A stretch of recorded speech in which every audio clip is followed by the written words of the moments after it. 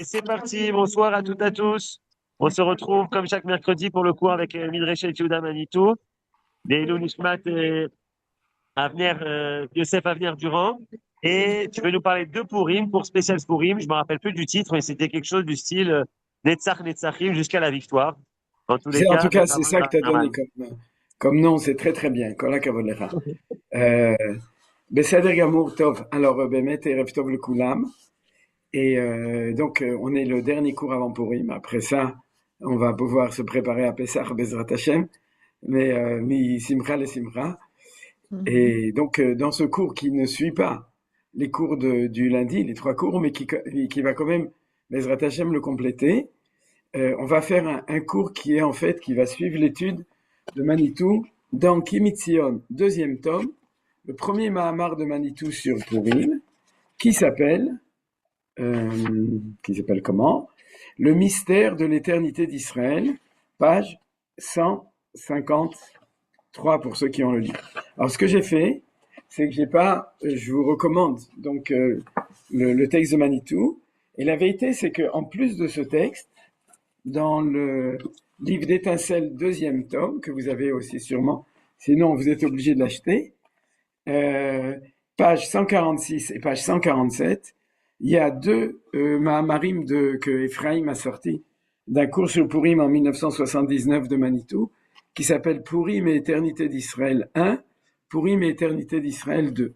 Et en fait, ces trois shiurim de Manitou sont tous sur le même thème, c'est qu'il a appelé l'éternité d'Israël, ou en hébreu, Netzach Israël. C'est pour ça que aujourd'hui, le cours s'appelle Netzach Venitzachon, c'est-à-dire l'éternité et la victoire.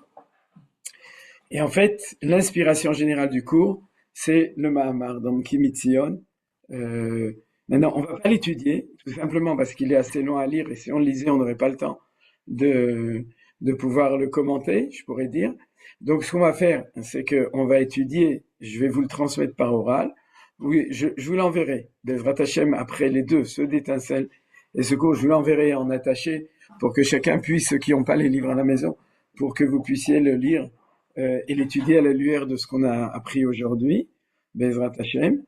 Mais donc, comme je vous ai dit aujourd'hui, l'enseignement de Manitou, essentiellement celui de Kimitzion, plus que ceux les deux autres Mahamarim d'Étincelle, cet enseignement, je vous le livre Béalpé par oral.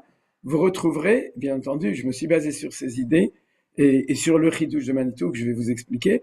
Et ensuite, j'ai développé les choses et aussi le retour aux sources, c'est-à-dire les sources que Manitou cite ou qui ne cite pas forcément, parce que je peux en amener aussi d'autres, à Kol Bessana. Donc,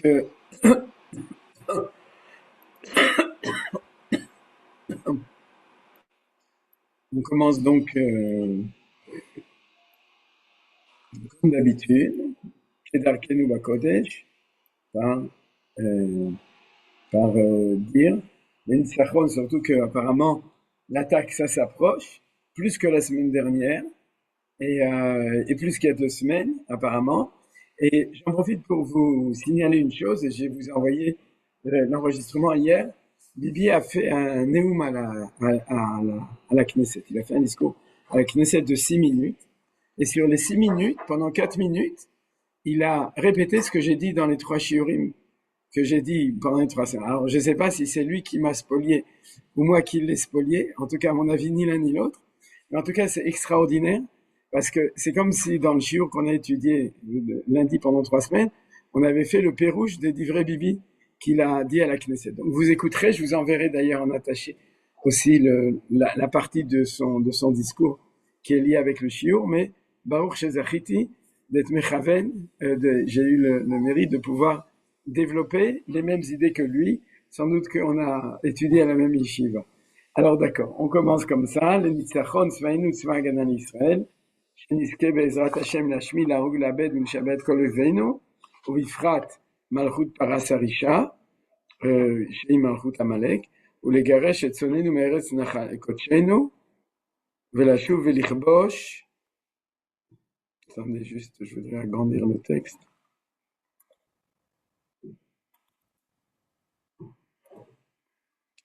Excusez-moi, juste pour que tout le monde voit mieux, voilà. ולשוב לכבוש ולהתנחל בכל חבלי נחלתנו, ובפרט בחבל עזה ובגוש קטיף, לשמירה על כל חיילינו מכל צרה וצוקה ומכל פגרה, ובתוכם לרפואת הנפש ורפואת הגוף לכל הפצועים, לכל הנפגעים ממלחמה זו, ובתוכם נחשון יעקב בן אורה בת ז'וזט, כאיסי, לנקמת דמם של כל החיילים הגיבורים שנפלו במלחמתנו, ושל כל הנרצחים השם יקום דמם, ובתוכם יוסף אבנר בן אלי ורחל דורן, כי אתה אדוני הולך עמנו במלחמותינו להושיענו ולחיש גאולתנו, כמו שכתבת בתורתך, כי אדוני אלוהיכם ההולך עמכם, להילחם לכם עם אויביכם ולהושיעתכם ונאמר אמן. רחמי שמיים על דודתי רן בת מינדל טידר, ma tante qui est pas en bon état, donc שהקדוש ברוך הוא גם יהיה לזכותה, שהקדוש ברוך הוא ירחם עליה. Voilà. Top. Alors, on va commencer le cours par l'étude. Le thème, c'est l'éternité, ce qui s'appelle en hébreu Netzach Israël. C'est-à-dire, c'est ça le thème essentiel, Netzach. Et donc, on va commencer par étudier la source. La source se trouve dans le livre de Shmuel 1, chapitre 15, verset 29, et qui fait partie de la guerre que Dieu a demandé à Shaoul Amelech, le roi Shaoul, de faire contre Amalek.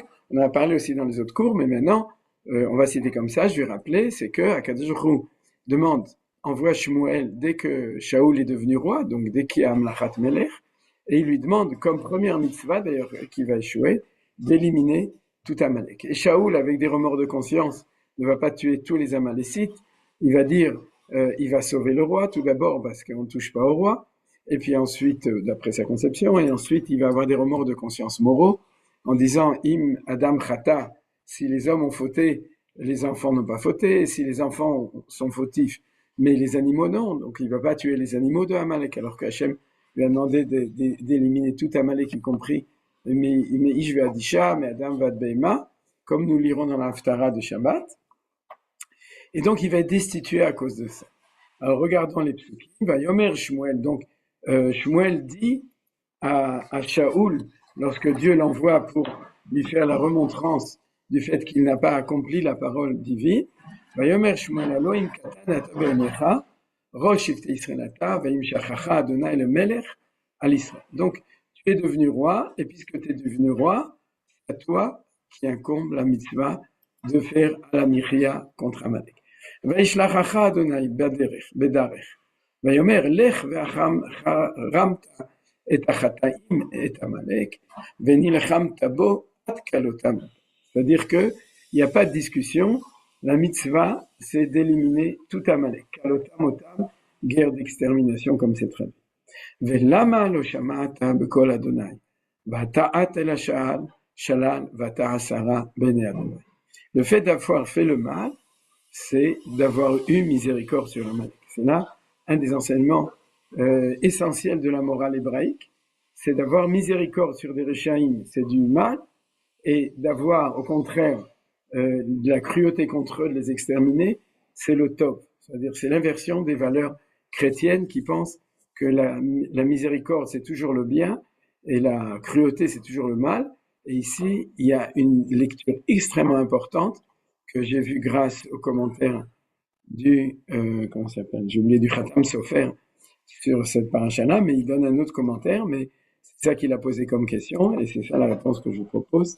C'est qu'on voit ici, Mephorach dans le Tanakh, que la Asot Tov, c'est éliminer Amalek, comme c'est marqué dans le passage 18, et la Asot Ra, et de faire le mal, c'est d'avoir miséricorde contre les Réchaïm. Voilà. Et bien non, il y a plusieurs versets que j'ai sautés, mais la conclusion de ce discours de Shmuel Hanavi à Shaoul, donc c'est tout ça, c'est la prophétie, Vegam Netzach Israël, Lo Yishaker Velo Yinachem, Ki Lo Adam Hu Leinachem. C'est-à-dire, ça c'est un verset incroyable, et c'est le verset qui est la source de l'expression Netzach Israël. L'éternité d'Israël, c'est pas un verset qui est marqué dans la Torah, c'est pas un verset qui est marqué, je sais pas quoi, dans Michelet ou dans les prophéties d'Yeshayahu. C'est marqué ici. Je pense pas qu'il y a une autre source dans tout le Tanakh de cette expression Netzach Israël. Et tout d'un coup, Hachem dit, bien entendu, c'est une prophétie, c'est pas Shmuel qui dit. C'est Hachem dit, sache que ce que tu as fait, c'est contre Netzach Israël. Mais ne t'inquiète pas, Netzar Israël lo yishaker velo yinachem, ki lo adam ou le yinachem. Donc, notre question, c'est premièrement de comprendre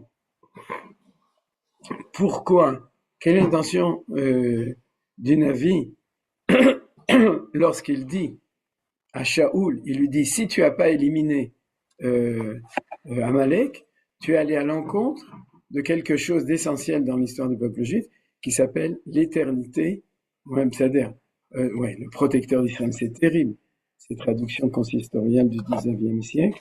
Ouais, c'est, bien entendu, c'est l'éternité. C'est-à-dire l'éternité d'Israël. C'est-à-dire, donc, pourquoi est-ce qu'il le dit à cet endroit? Première question. Deuxième question, pourquoi est-ce que la négation de ce que Shaoul a fait, qui est l'éternité d'Israël, ça s'appelle lo yeshaker velo yinachem. Il y a deux mots différents. Lo yeshaker, ça veut dire qu'elle ne sera pas mise à défaut. Et la deuxième, velo yinachem, leitnachem, ça veut dire, c'est pas dans le sens de nechama, de consolation, mais dans le sens qui est marqué à propos du Maboul, Ken veinachem Hashem, Dieu a changé d'avis. C'est-à-dire, l'itnachem, vous regarderez Rashi sur ce verset veinachem Hashem, c'est-à-dire que l'itnachem, c'est changer d'avis, et donc l'éternité d'Israël, pour Dieu, ne sera jamais mis à défaut, et Dieu ne changera jamais d'avis, et il rajoute, car Dieu n'est pas un homme qui peut changer d'avis. Ça, on le comprend. Mais on se demande pourquoi est-ce que tout d'abord, il n'y a pas de justification dans la prophétie ici sur le mot lo yishaker. Par contre, il y a une justification sur le mot lo yinachem. Et la justification de Dieu, il dit que comme Dieu n'est pas un homme, donc il ne change pas d'avis. Et si jamais l'éternité d'Israël a été exprimée, alors elle ne sera jamais mise en défaut et Dieu ne changera jamais d'avis sur cette chose-là. Donc vous voyez, c'est un petit peu dans la question, c'est les trois questions pour pouvoir comprendre ce qu'on va étudier ce soir. Quel est le lien entre la victoire sur Amalek ou le combat sur Amalek et l'éternité d'Israël d'un côté, et de l'autre côté, pourquoi est-ce qu'il y a cette expression Lo yishaker velo yinachem lorsque Akadosh Baruch Hu exprime cette chose devant Shaoul Amelech. Voilà, ça c'est la première chose qu'on va étudier. Bon, pour l'instant, on va poser plusieurs questions. La deuxième question, c'est une Gemara dans Masechet Ta'anit, exactement une Mishnah, qui est la dernière Mishnah de la Masechet Ta'anit. J'ai pas eu le temps de regarder la page, qui dit comme ça. Mishenichnas Adar Marbim Besimcha, vous le connaissez tous, que en français, depuis le moment où le mois de Hadar commence, alors on augmente la joie.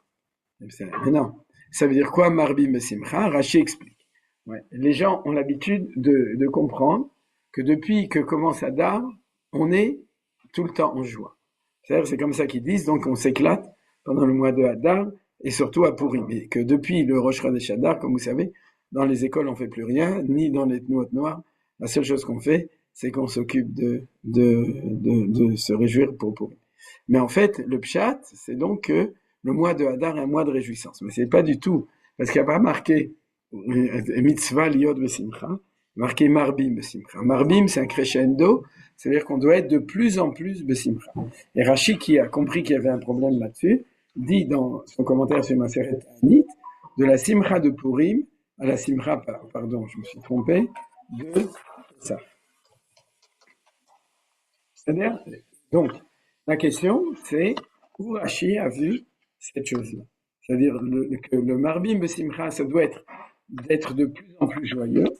Et pour Rashi être de plus en plus joyeux, c'est de passer de la joie de Purim à la joie de Pessah. Alors on va devoir comprendre quelle était l'intention derrière Rashi de cette phrase de la Mishnah, c'est-à-dire du lien entre la simcha de Purim et la simcha de Pessah. Vous avez compris que ça n'a pas de rapport. Parce que pour nous, surtout pour ceux qui nettoient, entre Purim et Pessah, on n'est pas marbim besimcha, on est marbim benikayon, c'est-à-dire qu'on s'occupe surtout, on frotte, et en général, les femmes, elles frottent, et comme on dit qu'ils s'y frottent, s'y piquent, les hommes s'y piquent, parce que ils essayent d'aider comme ils peuvent.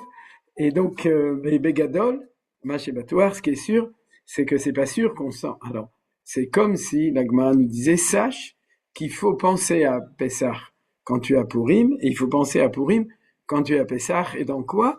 Dans une forme de joie. Alors, il faut comprendre quel est le lien entre Simchat Purim et Simchat Pessah. Donc, en fait, c'est aussi un des sujets du cours aujourd'hui, c'est de savoir comment est-ce qu'on va s'éclater à Purim et à Pessah. C'est-à-dire, la vérité, c'est que Bezrat Hashem, on va éclater les Perses, donc on va s'éclater autrement que les autres années, c'est-à-dire ça va être un petit peu différent.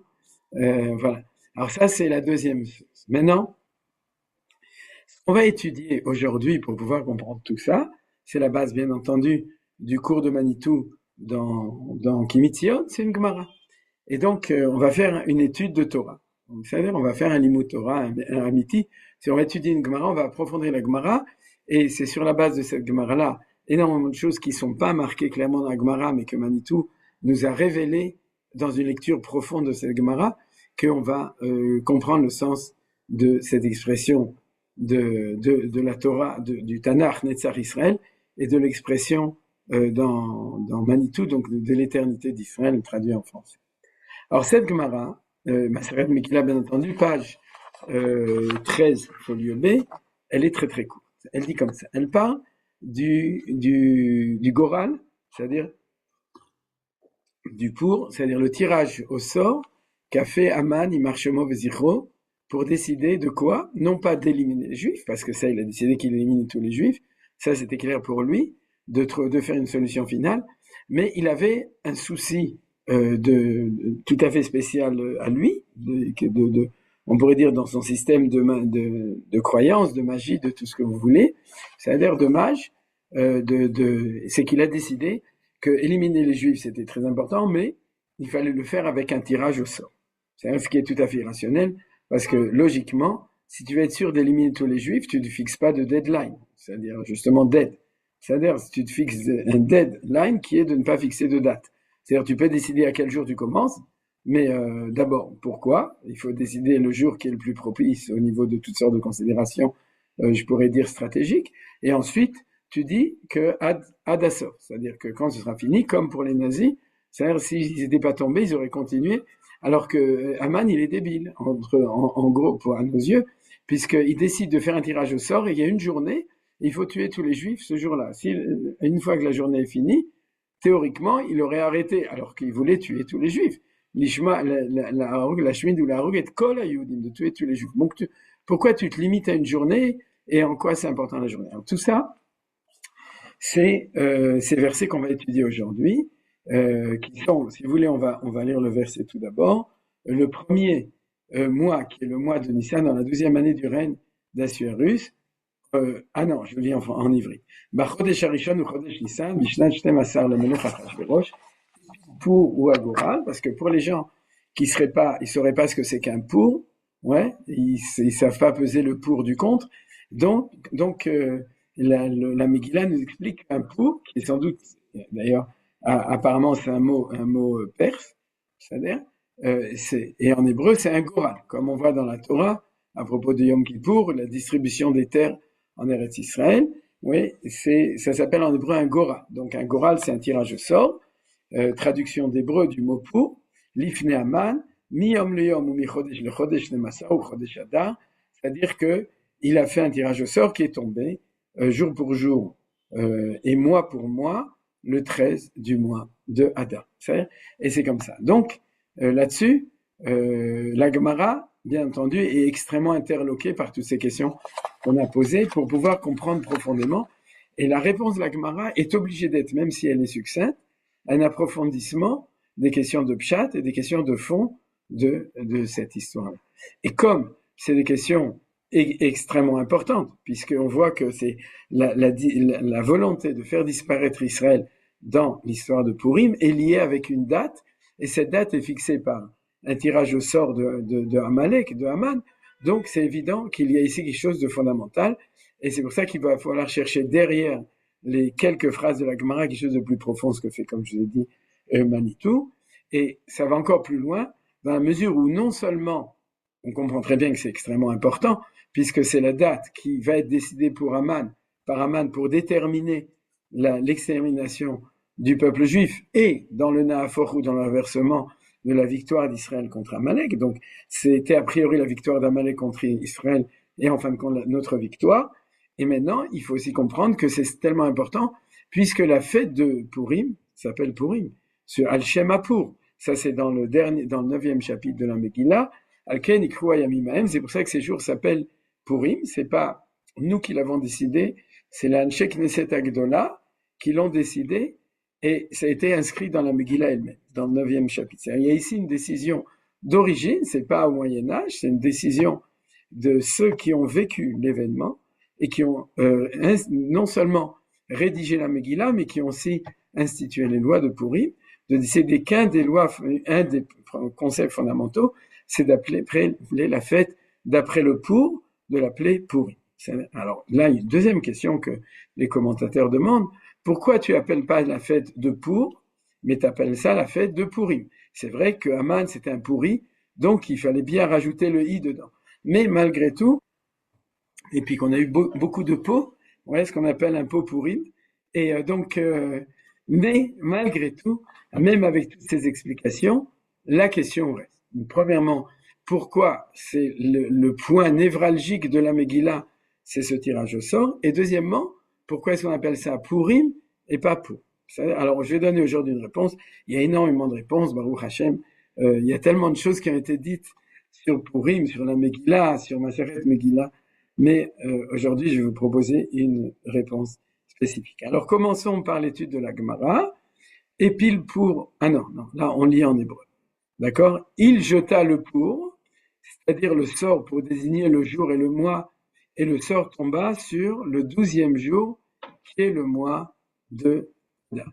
C'est-à-dire donc, ça c'est la citation du verset qu'on vient de voir en français. Je vous rappelle que je remercie toujours la Fondation Steinsaltz qui m'a permis une fois, et depuis je ne me pose plus la question, d'utiliser leur traduction de la Gemara pour qu'on puisse étudier Baruch Hashem. Alors, un sage enseigne, Tana en hébreu, Haman éprouva une grande joie quand le sort tomba sur le mois d'Adar.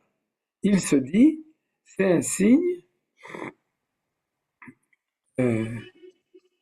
il dit, c'est un signe de bon augure que le sort ait désigné le mois où Moïse est décédé. C'est-à-dire qu'en fin de compte, tout d'abord, il a jeté son sort, et puis quand le sort a sorti le mois de Hadar, alors nous disent les Chachamim, pourquoi est-ce qu'il n'a pas rejeté les dés une deuxième fois? Pourquoi est-ce qu'il était, c'est pas marqué qu'il était content, mais en tout cas ce qui est marqué, c'est que il a pris comme décision ce sort-là. Est-ce qu'il n'a pas essayé avant autrement, et des dizaines de fois, et que quand c'est tombé, on n'en sait rien.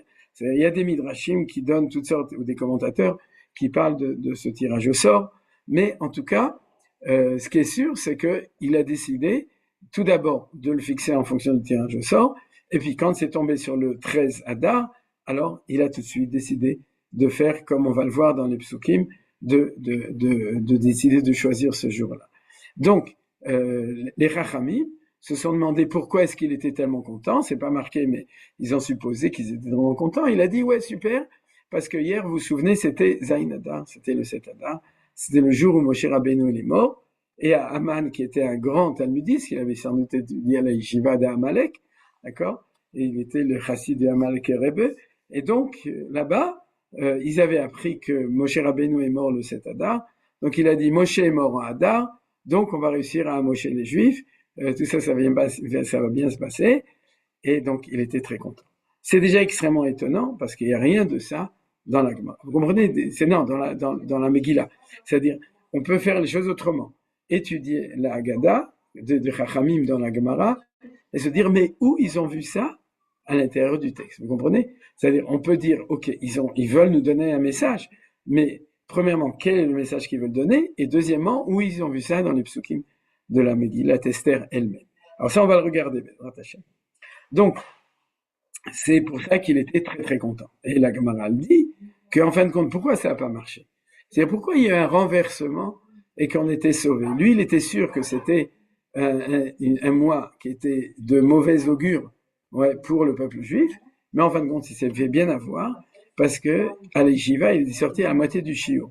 C'est-à-dire, il avait appris que Moshe Rabbeinu est mort au mois de Hadar, mais s'il était resté jusqu'à la fin du Shiur, il aurait aussi appris que quoi? Il ne savait pas que le 7 Hadar, date de la mort de Moïse, était aussi le jour de sa naissance. Oui.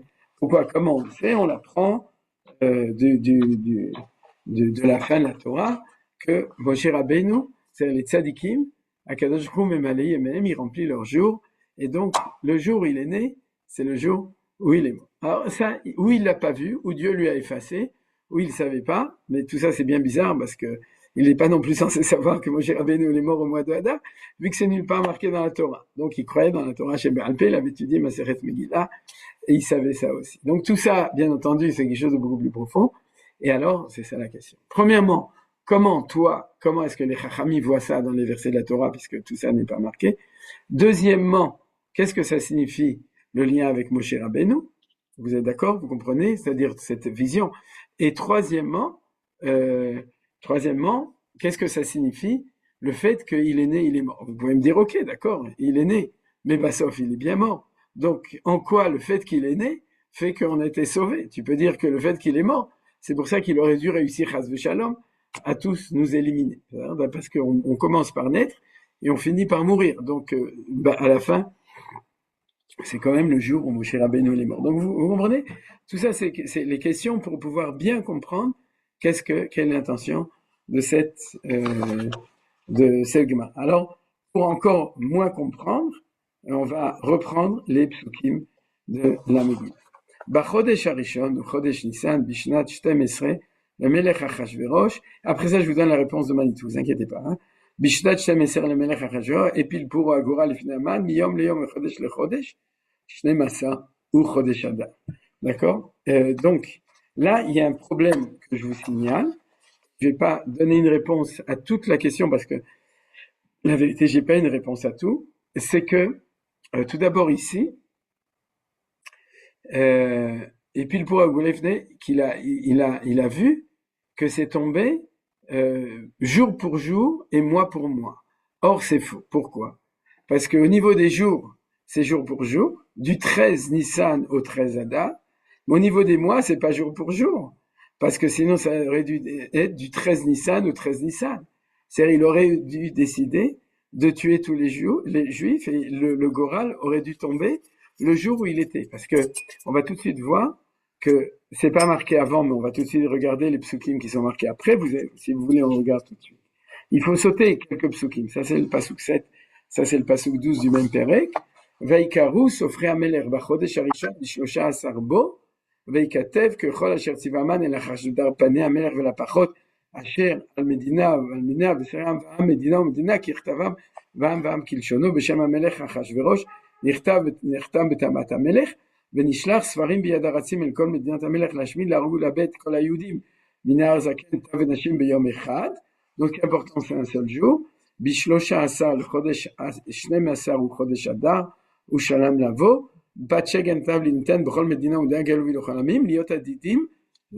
c'est-à-dire que c'est clair que le jour fatidique, c'est le 13 Adar. Vous êtes d'accord? Ça, c'est marqué ici comme on l'a vu avant. Mais ce qu'on n'avait pas vu dans le verset 7, c'est que, c'est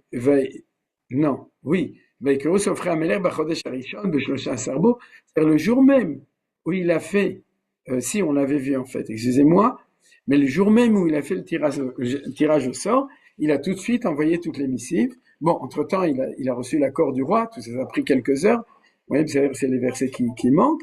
Et donc, du coup, le jour même, quelques heures après, il envoie ce décret dans toutes les provinces de l'Empire perse, de Achashverosh, pour annoncer que dans 11 mois, jour pour jour, il y aura cette extermination. Vous voyez?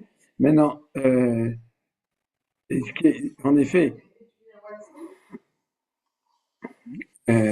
ici par exemple, il n'y a pas marqué que c'est le 13 dans ce verset-là. Par contre, il y a marqué que c'est jour pour jour et mois pour mois. Et comme je dis, c'est pas très clair, puisque au niveau du jour, c'est le même jour, ça on le voit, puisqu'il a envoyé les émissaires le 13 Nissan et que le décret était, comme on le voit plus tard, pour le 13 Adar. Ça c'est dans les versets suivants qu'on a vus. Mais par contre, au niveau du mois, on passe de Nissan à Adar. Vous comprenez, c'est marqué deux fois. ici on voit que Chodesh Harishon, c'est un beau, et le Chodesh Harishon c'est Nissan, c'est-à-dire, et là il envoie pour le 13 Adar et pas pour le 13 Nissan. Donc vous avez compris la question que je vous ai posée, c'est-à-dire qu'on voit très bien. Alors sur le fait que c'est le même jour mi-yom le yom, j'ai pas de réponse, mais sur le fait que mi-chodesh le chodesh différemment du yom le yom, c'est 2 mois différents, c'est quelque chose qui a étudié. C'est-à-dire à comprendre comment ça se fait qu'on a un décalage d'1 mois entre les deux. Alors, en plus, je vous pose une dernière question sur les psukim, c'est que la Megillah insiste sur le fait que Chodesh Nissan, c'est Chodesh Harishon. C'est-à-dire, on n'est pas obligé. On aurait pu dire, Chodesh Nissan, Beshnat Shem Esrei, on aurait même pu marquer Beshosha Asarbo, le 13 Nissan, ouais, et puis le pour, il a fait le truc Miyom le Yom, Shem Asar, ou Chodesh Adar. Il n'y a pas marqué, ou Chodesh Acharon, ou Chodesh Adar. Donc, il y a une insistance sur le fait que Nissan, c'est le Chodesh Harishon. Et ici aussi, une deuxième fois, Chodesh Harishon, Bishosha Asarbo. Alors, vous allez voir que d'après ce que je vous explique maintenant, et d'après l'explication de Manitou, c'est dans toutes ces nuances que on va trouver la réponse, on va comprendre ce qu'ont vu les Chachamim dans cette Gemara. Vous comprenez? C'est-à-dire, quand il y a au niveau du Pshat certaines difficultés, ouais, les deux, on peut dire, c'est que c'est pas Mishana le Shana, non, Mi Chodesh le Chodesh, puisqu'en fait, c'est Mi Chodesh le Chodesh Acher, on passe de Nissan à Adar. Et deuxièmement, l'insistance sur Chodesh Harishon, ouais, c'est ça qui va nous permettre de donner la clé à la lecture des Chachamim dans la Gemara sur le pour montrer l'essence de ce qui s'est passé à ce moment-là. Alors, maintenant qu'on a vu toutes les questions, on est prêt à pouvoir passer à la réponse de tout ça. D'accord. Alors, la première chose, attendez, je voudrais regarder si j'ai un texte. Oui, la première chose, je peux déjà passer au texte d'après, bien qu'on l'a pas encore lu. Alors, la première chose qu'il faut savoir, c'est que Al-Pi Sod, d'après le Sod, les 2 fêtes de Chachamim qui sont en hiver, qui sont Hanouka et Purim, sont dans 2 sphirotes qui sont Netzach ve'Od. C'est-à-dire, toutes les fêtes sont liées avec les 7 sphirotes d'en bas, qui sont Chesed, Gvura, Tiferet, Netzach, Od, Yesod, Malchut. Celui qui l'a signalé, c'est le Maharal, puisque il a donné le nom de ses livres sur les fêtes en fonction de ces sphirotes. Le livre de Gvurat Hashem, c'est sur la sortie d'Égypte. Le livre de Tiferet Israël, c'est sur Matan Torah. Donc il a fait référence, il le dit dans son introduction, un de ses livres, je me souviens plus lequel, si c'est Gvurat Hashem ou Tiferet Israël. En tout cas, il avait l'intention d'écrire un livre sur chacune des fêtes selon cet ordre. Il n'a pas eu le temps, ou en tout cas, non, apparemment, parce qu'on les a pas, ces livres. Mais en tout cas, les 2 fêtes, Hanouka et Purim, sont Netzach et Od. Mais Dafka, il a appelé Netzach Israël sur Tisha B'Av.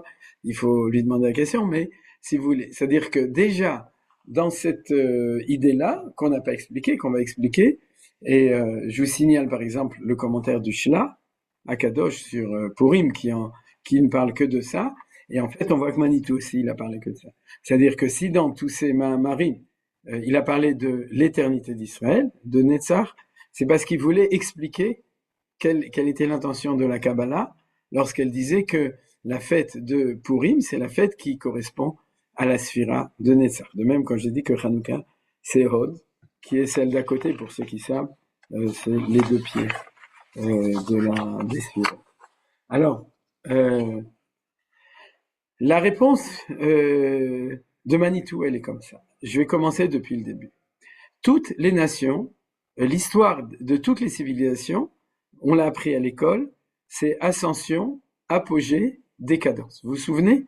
Ce qu'on appelle en hébreu une parabole. Ouais. Nous, Israël, on a le hyperbole, mais eux, ils ont le parabole. C'est-à-dire que la vie de chaque nation, c'est tu montes, tu arrives à ton apogée, après décadence, et bien entendu, à la fin de la décadence, la disparition, la mort. Pourquoi est-ce que c'est comme ça? C'est que les historiens ont découvert que tout ce qui est dans ce monde ici suit le même processus, qui est le processus de la vie. Naissance, ascension, on pourrait dire jusqu'à l'âge de la maturité, et ensuite un peu comme nous tous, décadence, c'est-à-dire la vieillesse, et puis Admé Avesrim, et puis après ça, à la fin de la décadence, c'est la parabole de la vie. C'est-à-dire, c'est tout, c'est-à-dire la vie naturelle, que ce soit des plantes, des étoiles, des animaux ou des hommes, c'est rien n'échappe à cette loi de la nature qui est cette forme de la vie qui est comme ça. Et le chidouche des historiens, et on est d'accord avec eux d'ailleurs, c'est-à-dire que dans tous les grands commentateurs sur l'ordre de nature des civilisations, tout le monde accepte que c'est vraiment comme ça. Toutes les civilisations ont un début, une apogée, et puis ensuite une décadence et une disparition.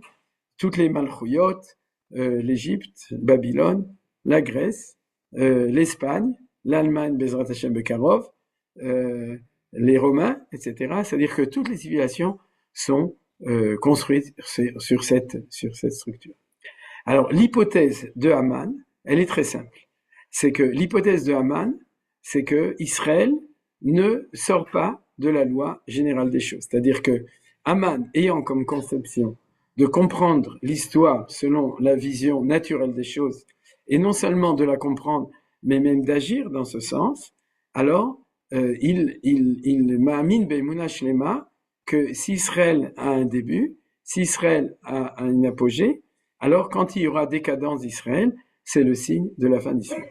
Maintenant, ce qu'il a en plus, c'est que non seulement il représente dans son essence cette chose comme on va tout de suite le voir dans un passouk, mais qu'en plus, il veut pas être comment s'appelle ça, un spectateur passif de cette histoire, mais c'est lui le spécialiste de ce qu'on appelle la solution finale, c'est-à-dire l'élimination d'Israël. C'est-à-dire, en fait, c'est comme s'il était assis, et il attendait de voir le moment où Israël en décadence, et à ce moment il dit, il sort son couteau, ou son flingue, son pistolet, et il dit, puisque Israël est en situation de décadence, que c'est la fin de l'histoire, alors c'est moi qui vais avoir le mérite de pouvoir, entre guillemets, le mérite, c'est-à-dire la volonté d'éliminer Am Israël. Et c'est pour ça que, comme on l'a vu dans tous les cours, la carte d'identité de Amalek, c'est la volonté de faire disparaître tout Israël, la solution finale, comme on l'a vu dans les psukim de la Megillah, la Shmid, la Harug, la Bet, Kol Yehudim, Biyom Echad, ou Shalom Lavoz, et comme on l'a vu aussi au moment de la sortie d'Égypte, apparemment,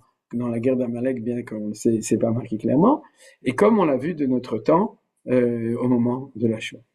C'est-à-dire que, en fait, et comme, c'est comme ça qu'on comprend pourquoi les ayatollahs en Perse, en Iran, sont des Amalécites, ainsi que le Hezbollah et comment ça s'appelle, et le Hamas de Gaza et de partout, et de là où ils sont, c'est-à-dire qu'on leur donne cette carte d'identité, parce qu'ils expriment clairement cette volonté. Maintenant, dans la pensée de Manitou, je voudrais quand même vous signaler qu'il y a quelque chose de plus profond. C'est-à-dire que c'est toujours le pourquoi du pourquoi. On pourrait dire, oui, dans son essence, c'est la haine. Le Maharal dit, non, dans son essence, c'est la volonté d'éliminer Israël pour des raisons beaucoup plus profondes. Mais pour Manitou, et c'est ça son chidouche qui est ici, c'est d'appliquer à Israël le fait que Am que Chol Hamim, il est un peuple comme tous les peuples, une nation comme toutes les nations, mais de l'appliquer par la force. Parce que tous les peuples et dans toutes les académies, on va nous dire qu'Israël, il n'y a aucune raison qu'Israël fait faute à la loi de l'histoire pour toutes les civilisations. Et comme vous savez, Israël fait faute à cette loi. Mais j'imagine que même à l'université de Jérusalem, quelqu'un peut supposer qu'il n'y a pas d'exception si on est un peuple comme tous les autres peuples. Mais chez Amalek, c'est la volonté de le réaliser, vous comprenez? C'est-à-dire qu'il veut montrer, ou il veut faire réaliser le fait qu'Israël est un peuple qui suit cette loi d'histoire, qu'après son apogée, décadence et disparition. Alors, je vais d'abord vous montrer le passouk qui montre que c'est la Mahoud de Amalek. C'est celle que Bilaam a dit dans sa prophétie, Vayar et Amalek, Vaïssa Meshalo Vayoma, Reshit Goïm Amalek, Vaharito Ateovet. Alors, si vous lisez bien ce passouk, vous verrez que ce qu'on dit, c'est qu'Amalek a un Reshit, c'est un commencement. Donc, il a un commencement, une naissance, une apogée, Vaharito Ateovet, mais la Harit de Amalek, c'est qu'il va disparaître. On peut le lire de plein de façons. D'après Manitou, on le lit d'une façon très simple. C'est que dans son essence profonde, il connaît cette loi, et donc il veut la faire appliquer non pas sur lui, mais il veut l'appliquer sur Israël. Et donc, qu'est-ce que nous dit Manitou? Il nous dit que, du coup, c'est la victoire sur Amalek, et maintenant on comprend la réponse de cette phrase que dit Akadosh Baruch Hu à Shaoul par la voix de Shmuel. Chaque fois qu'il y a une victoire contre Amalek, c'est la preuve de l'éternité d'Israël. Vous avez compris? C'est-à-dire que le fait que Amalek, qui peut a priori nous faire disparaître, ne réussit pas à nous faire disparaître, c'est la preuve de l'éternité d'Israël. Et chaque fois qu'on aura une victoire sur Amalek, apparaîtra cette phrase de Gam Netzach Israël, Lo Yishakel, Velo Yinachem. Mais ça explique pourquoi. La phrase de Netzach apparaît toujours en face de Amalek. La vérité, si vous regardez dans le Shla Kadosh, vous verrez que c'est absolument incroyable, le nombre de fois où la notion de Netzach, en tant que mot, apparaît, ou avec des mots qui sont des synonymes, apparaît à propos du combat entre Israël et Amalek. Donc, le conflit vis-à-vis d'autres nations permettent de faire émerger d'autres valeurs. On pourrait dire, par exemple, si c'est une nation, comme explique le Maharal, qui a la sagesse comme Yavan, alors le combat contre Yavan va faire émerger Chokhmat Israël, c'est-à-dire la vertu de l'émergence de la valeur de la divinité qui est dans le peuple juif, du côté de la Chokhmat Israël, la sagesse d'Israël. Donc, un conflit fait apparaître une certaine valeur. Et le conflit par rapport à Amalek, c'est le conflit qui fait apparaître l'éternité d'Israël, le Netzach Israël. Vous voyez déjà, même si on s'arrête là, on a acquis quelque chose de très grand au niveau du shiur qu'on a étudié. Alors maintenant, il faut comprendre que c'est Vadaï lié avec le fait que le peuple juif, c'est le peuple de Hachem. Or, le nom propre, c'est ce qu'on a vu dans les autres cours, le nom propre de Akadosh Baruch Hu, c'est Shem Havaya Baruch Hu, qui signifie Aya, Ove, Vei. Vous savez, il était, il sera, et tous les trois ensemble. Ça veut dire quoi? C'est que la traduction exacte, c'est que Dieu s'appelle l'Éternel. Vous savez, c'est-à-dire, c'est béni sois-tu, éternel, roi du monde, c'est comme ça qu'on dit. C'est-à-dire, donc, cette idée, c'est que le peuple, Hashem, le peuple de Akadosh Baruch Hu, a en lui, Bemaout par essence, l'antithèse de Reshit Goïm Amalek Vacharito Ade Oved, c'est-à-dire l'antithèse, c'est Shem Havaya, c'est le fait que nous sommes les porteurs de l'éternité dans le monde. C'est ça la notion que Netzach Israël. C'est pas que Israël est éternel, c'est qu'Israël, dans son éternité absolue, est le porteur de la révélation du nom de Dieu dans le sens de l'éternité de Akadosh Baruch Hu. Et alors, maintenant, on va pouvoir comprendre l'enseignement des Chachamim de Maseret Megillah. En fait, ça va un tout petit peu plus loin, c'est que, je vais vous l'expliquer maintenant, répondre à la question de ce qu'ils ont vu dans le fait que le Chodesh, c'est pas vrai, c'est-à-dire d'un mois à un autre et non pas mois pour mois. C'est-à-dire, il y a le mot pour oui, mais c'est pas mois pour mois. Vous êtes d'accord? C'est-à-dire d'un mois à un autre mois, et donc du coup, normalement, il y a une illogisme parce que Amman n'aurait pas dû dire mi Chodesh le Chodesh, ou il aurait pas dû être content. Parce qu'il aurait dû vouloir que de même ça tombe du 13 Nissan au 13, c'est-à-dire du 13 au 13, il aurait dû vouloir que ça tombe de Nissan à Nissan, puisqu'il a fait le Goral en Nissan, ou bien s'il avait fait le Goral en Hadar, que ça tombe de Hadar en Hadar. Donc, il y a ici un illogisme dans la lecture du texte qui a amené les Chachamim à voir ce qu'ils ont vu. Vous avez suivi, d'accord? Alors, comment est-ce qu'ils ont vu ça? C'est que le mois de Nissan est le Chodesh HaRishon. HaChodesh Azelechem Rosh Chodeshim Rishon ou le Chodesh HaShana, c'est-à-dire c'est ce qu'on appelle Réchit Israël. C'est le début de l'histoire d'Israël. Et pour Amman, le mois de Hadar, c'est la fin de l'histoire d'Israël puisque c'est le dernier mois. Et donc pour lui, les 12 mois de l'année, c'est la parabole de l'histoire. Si jamais l'histoire d'Israël commence en Nissan, au mois de Hadar, l'histoire d'Israël va terminer. Et c'est pour ça qu'il a vu la mort de Moshe Rabbeinu et qu'il pouvait rien voir d'autre que sa mort. En fait, à l'Yeshiva, il avait étudié que c'était sa naissance. Mais il a dit, c'est normal. Moshe Rabbeinu est né comme Nissan, mais l'essentiel, c'est qu'à la fin de sa vie, il meurt. Or, s'il meurt en Hadar, c'est que le peuple juif va mourir en Hadar. En Hadar. Vous comprenez? Puisque le mois de Hadar, c'est le 12e mois de l'année. Alors, vous verrez dans le texte de Manitou, il y a quelque chose de très intéressant, c'est qu'il dit 12 heures, 12 mois dans ce texte. Et je me suis beaucoup cassé la tête pour comprendre qu'est-ce que voulait dire Manitou dans cette allusion. Il ne l'explique pas. Il dit que les 12, dans la pensée de Haman, les 12 mois de l'année correspondent à 12 heures de la journée. Et c'est pas tellement vrai, parce que la journée, c'est 24 heures. Ouais, vous savez comme moi que le cycle d'une journée, c'est un cycle de 24 heures. Mais c'est vrai que il devrait y avoir 24 mois. S'il y a 24 heures par jour, il devrait y avoir 24 mois par an. Et s'il y a 12 mois dans l'année, il devrait y avoir que 12 heures dans une journée de 24 heures. Vous comprenez? Les heures devraient être de 2 heures. Alors, je ne sais pas si une fois vous avez réfléchi à ce genre de problème, mais c'est une vraie kouchia sur le calendrier ou sur la journée, puisque s'il y a une comparaison entre les deux, comment ça se fait que c'est comme ça? Alors, là-dessus aussi, je vais vous donner la réponse. Mais en tout cas, ce qui est sûr, c'est que ça répond à la question essentielle. C'est-à-dire que la joie de Haman, c'était de voir que en Nissan, qui est le début, il va faire un goral, il va faire un tirage au sort, qui va arriver sur le dernier mois de l'année, donc qui va signifier qu'Israël a une fin. Et si l'Israël a une fin, alors c'est Haman qui va réussir la solution finale de faire disparaître Israël. Et à ce moment-là, ce que répond la Gemara, c'est que le secret d'Israël, c'est que c'est le lien entre Hadar et Nissan. C'est quoi le sod du lien entre Hadar et Nissan? C'est le secret du renouvellement et ce qu'on appelle le crocodile qui se mord la queue. C'est-à-dire, en fait, c'est pas exactement que le crocodile se mord la queue, c'est que la queue du crocodile,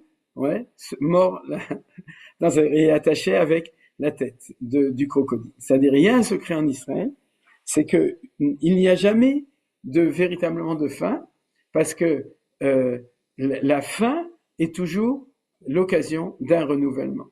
Et cette idée-là, c'est l'idée par exemple pour laquelle, quand il y a 2 Hadar, comme l'année dernière, il y a 2 ans, mais pas cette année, alors la Gemara demande pourquoi à quel mois on doit faire Purim, et elle dit, bien qu'il y ait une idée de Zrizim Akdimim que normalement on devrait le faire au premier mois, on le fait au deuxième mois, le Mismar Geoula, les Geoula, pour juxtaposer la Geoula de Purim à la Geoula de Nissan. Et c'est pour ça qu'on fait de cette manière-là. Alors, on revient au même sod, au même secret. C'est-à-dire que la Geoula de Purim n'a pas de sens si elle n'est pas liée à la Geoula de Pessah, et la Geoula de Pessah n'a pas de sens si elle n'est pas liée à la Geoula de Purim, parce que ce qui s'est révélé à Pessah, c'est la naissance et l'apogée du peuple d'Israël, et ce qui s'est révélé à Purim, et là je cite le Lachon de Manitou, c'est l'éternité du peuple juif. C'est-à-dire qu'il n'y a pas de fin.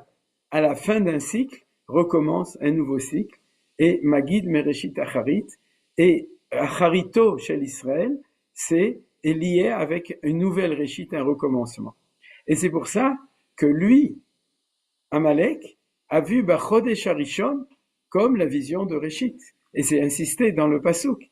Mais il a vu aussi Bachodesh Acharon, la fin du cycle, et le chidouche de l'histoire de Purim, c'est que le dernier mois est lui la preuve de l'éternité. Pas le premier c'est évident. Quand tu nais, tu es dans ton éternité, toute la vie devant soi, comme a dit Émile Ajar.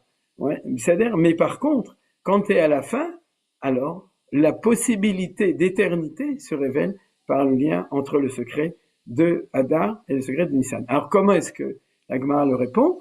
Elle répond à ça en disant qu'il n'avait pas vu que Moshe Rabbeinu était né. C'est-à-dire qu'il y a la renaissance dans Hadar qui est le chidouche de Nissan. C'est-à-dire si Moshe Rabbeinu est né en Hadar, alors même s'il est mort, la vie est plus forte que la mort. C'est le sens de l'éternité, Techiyat Ametim si vous voulez. C'est-à-dire à l'intérieur de la mort de Moshe, il y a la puissance de sa vie qui fait qu'on va renaître et qui va être le mois de Nissan qui va suivre après ça. Et c'est comme ça qu'il y a Netzach Israël, Lo Yishaker, Velo Yinachem. Alors si on prend Moshe Rabbeinu, alors il faut avoir un très bel enseignement qui est Kashour pour nous complètement à la fête de Purim, un autre élément. C'est-à-dire que pour Dieu, l'éternité de Dieu et l'éternité d'Israël est un absolu. Lo Yishaker Velo Yinachem. Mais pour que nous ayons le mérite de faire apparaître cette valeur, Zirchut Torat Moshe Abdi, il faut être dans la Torah de Moshe. C'est-à-dire que notre éternité, on la révèle dans l'éternité de la Torah. La Torah est éternelle. Et lorsque nous, Am Israël, nous accrochons à cette éternité de la Torah de Moshe Rabbeinu, à ce moment-là, la mort de Moshe est moins forte, ou la naissance de Moshe est plus forte que la mort de Moshe, et c'est ce que dit la Gemara, Kimou Vekiblu, qui avait un renouvellement de l'acceptation de la Torah à Purim, vous savez, Adar Kiblu Avinu Achashverosh, c'est-à-dire, et cette chose-là, cette idée-là, c'est le rapport avec Moshe Rabbeinu. Maintenant, je vais reprendre, revenir à l'histoire de Manitou sur les 12 heures et les 24 heures, les 12 mois et les 24 heures. J'imagine que ça va vous empêcher de dormir. Donc, je suis obligé de vous donner la réponse que je pense. C'est quoi? C'est que Aman a vu dans l'année l'équivalence de 12 heures de la journée. C'est quoi? De Nissan à Tishri. C'est-à-dire que si vous regardez le processus de l'été, l'été c'est la même chose. On a déjà expliqué à propos du nombre d'heures. C'est-à-dire Nissan c'est la naissance du peuple juif, on arrive à l'apogée, et puis ensuite il y a une descente, et ça se finit en Tishri, puisqu'on rentre dans l'obscurité de l'hiver, c'est-à-dire la journée. Et ça, c'est toutes les fêtes de la Torah, qui en effet correspondent à un cycle comme ça. Et c'est pour ça qu'il a vu une parabole. Seulement nous, le secret de nous, c'est qu'on n'est pas dans une parabole, on est dans un sinus. Et on l'a déjà vu plusieurs fois. C'est quoi le sinus? C'est quelque chose où il y a la parabole, ensuite il y a l'hyperbole en bas, et du coup on peut recommencer. Puisque du fond de l'obscurité de l'hiver, de la nuit, recommence. Or, les fêtes d'hiver, non pas les fêtes d'hiver, mais les fêtes d'hiver, Hanouka et Purim, Netzach ve'od, ils sont dans l'obscurité de la nuit, et ils sont là pour révéler, j'ai fait aussi un cours sur Hanouka, puisque Hanouka, c'est le moment du plus profond de l'hiver, du renversement, et Purim, mois de Hadar, c'est la fin de l'hiver, c'est le dernier mois de l'hiver, c'est-à-dire ils sont là pour révéler qu'en effet l'année n'est pas selon un cycle de 12 mois, donc qui signifierait la mort, mais de 24 valeurs qui est comme un sinus, qui signifie le fait qu'à la fin de l'hiver Hadar, on est en train de remonter pour révéler Nissan. Vous avez compris? C'est-à-dire qu'il y a dans cette manière des 24 heures, il y a à l'intérieur dans la lecture de l'année aussi le fait qu'il y a la fin de Hadar correspond naturellement à la montée pour être lié avec Nissan. Alors, je voudrais continuer, il ne nous reste plus beaucoup de temps, je voudrais continuer avec un très bel enseignement du Sfat Emet.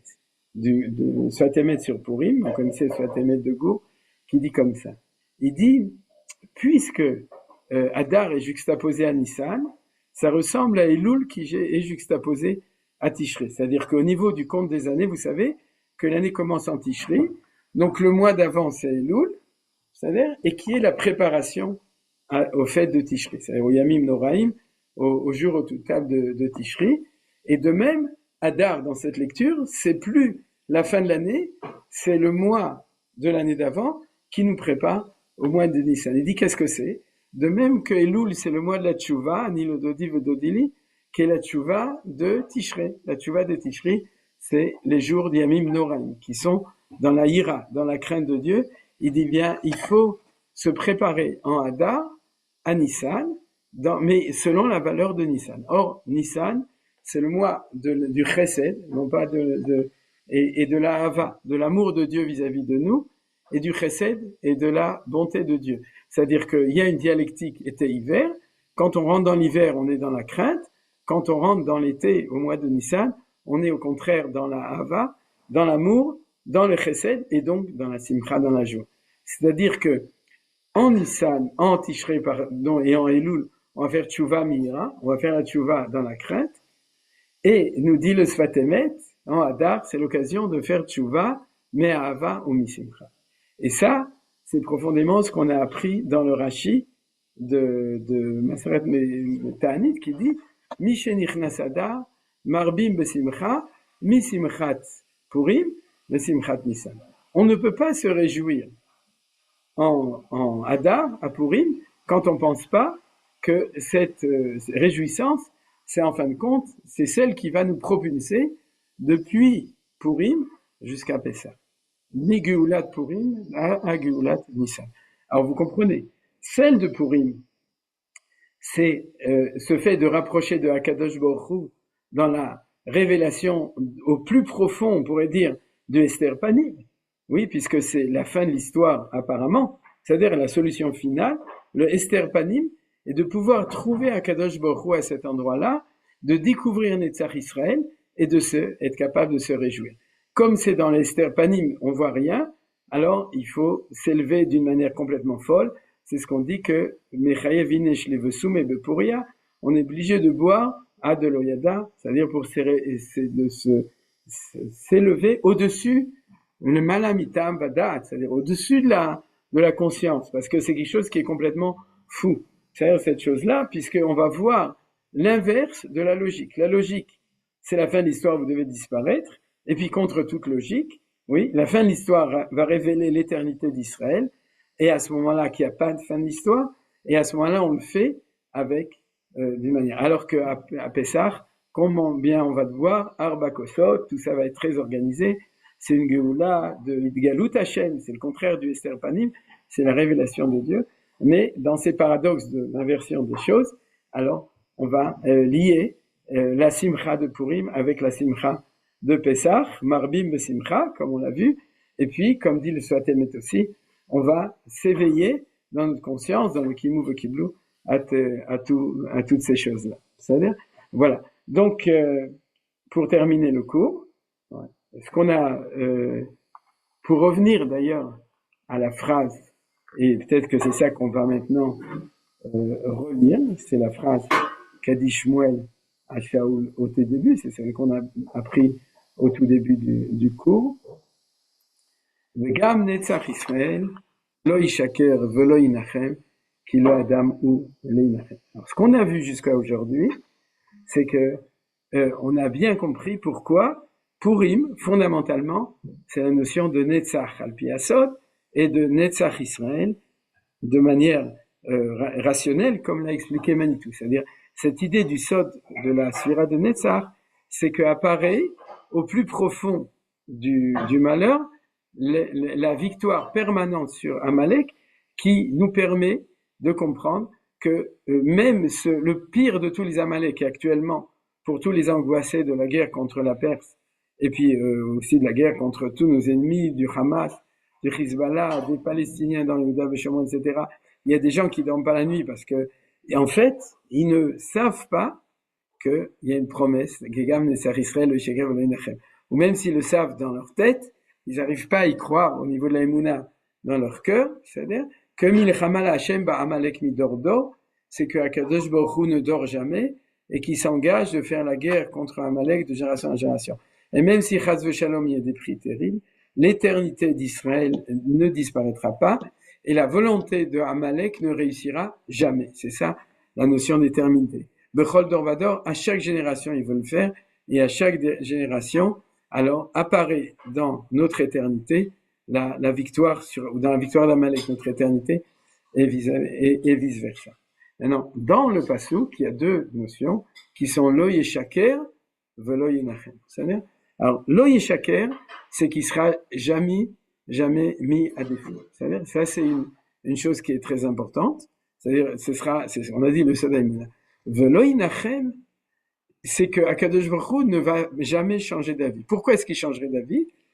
Comme dans toutes les théologies, c'est que si le peuple juif est fautif, alors, comme il dit à Moshe Rabbeinu au moment du Hegel, viens, je vais les éliminer, il va Yisrael Goy Gadol.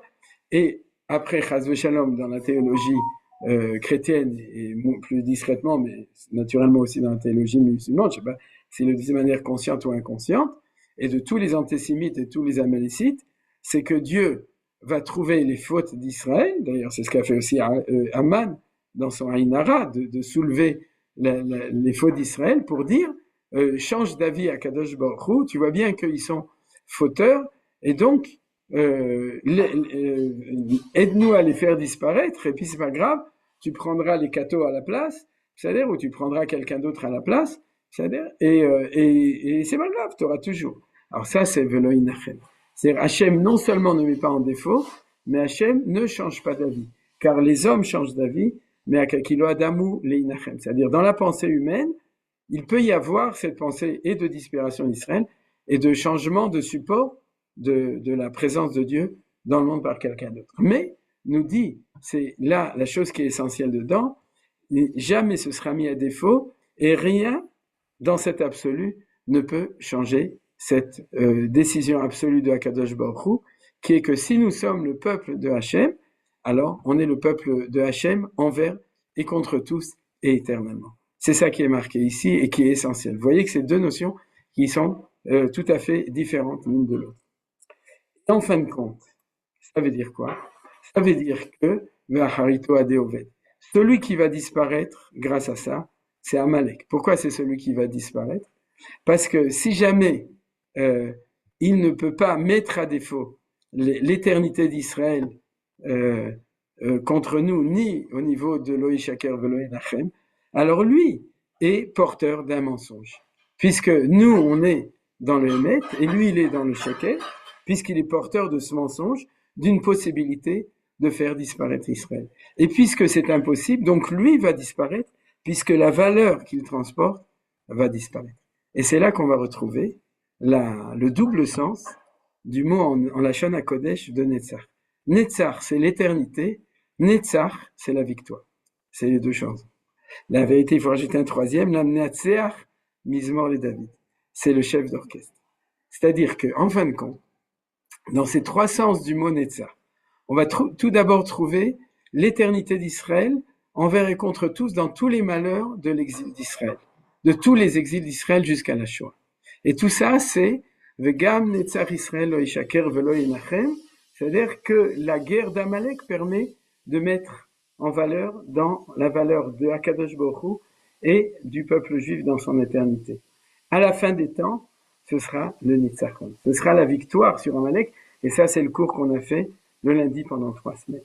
C'est-à-dire que du Netzach, Bezrat Hashem, on est en train, aujourd'hui, on est en train de passer, depuis déjà le début de l'État d'Israël, depuis la fin de la Shoah, depuis 1945, on est passé de Netzach, de la Hochacha du Netzach au Nitzachon, à la victoire contre Amalek, et chaque victoire contre les Amalécites de notre temps n'est plus la preuve du Netzach, c'est la preuve du Nitzachon dans le Netzach. C'est la fin d'Amalek, et c'est le retour d'Israël. Lo yishaker, ça c'est pendant 2000 ans d'exil. Velo yinachem, c'est à la fin de l'histoire, le fait qu'il n'y a pas de changement possible, et qu'à ce moment-là, vacharito adeoved, c'est-à-dire que la fin de Amalek sera dans la disparition, et qu'au contraire, que nous, anachnu netzach.